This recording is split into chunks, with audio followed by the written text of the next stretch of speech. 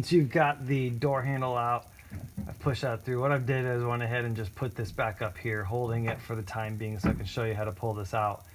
There's pretty much just one way to do it. I wiggled it around, tried to come out through this hole. It just wasn't happening. This shaft gets in, the doorknob shaft gets in the way.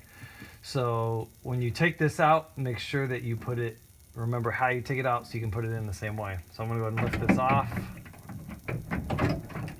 And I'm going to pull this part out towards me, tip it down. Went too soon. Get this bracket down below, down here.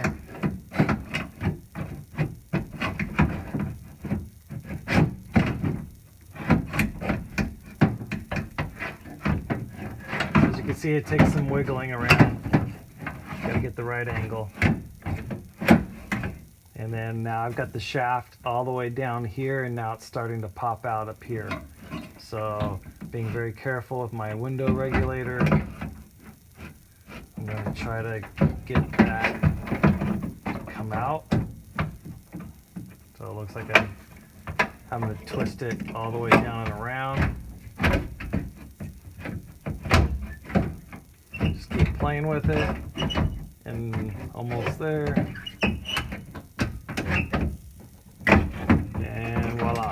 There we go. So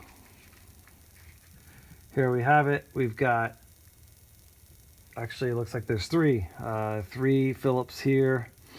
And then we've got, once we release that, we'll be able to lift this up and off the door latch. So we'll do that right now. Here's a comparison side by side of the old actuator that I took out. Here's the new one. I got this from AutoZone. It'll last limited lifetime warranty.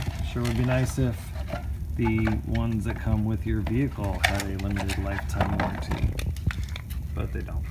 So here we go. As you can look here, these are identical. In fact, I made sure when I took the old one into AutoZone and had them compare. The plugs are identical. Got the exact same plugs. It even comes with a clip on it. The clips it in, flip it over.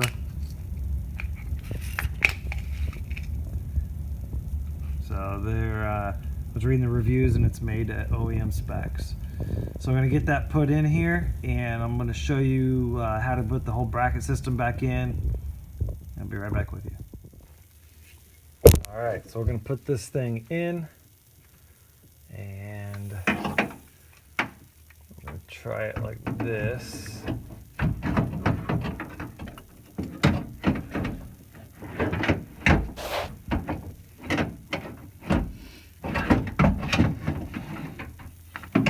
Go.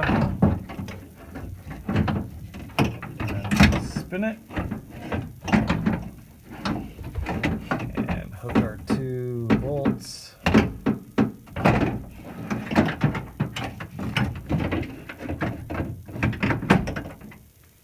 There you have it. From here, you're just going to reattach everything, reverse the steps, and you'll have a working door lock actuator.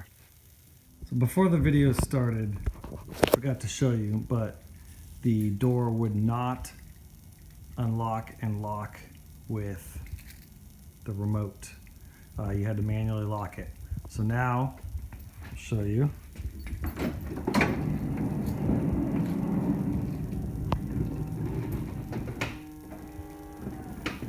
Alright, so currently the door is unlocked, so I can unlock it.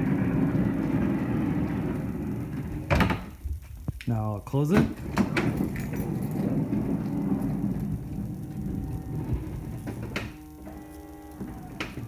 Press the lock button. And there we have it. New door lock actuator works, and we're all as good as new.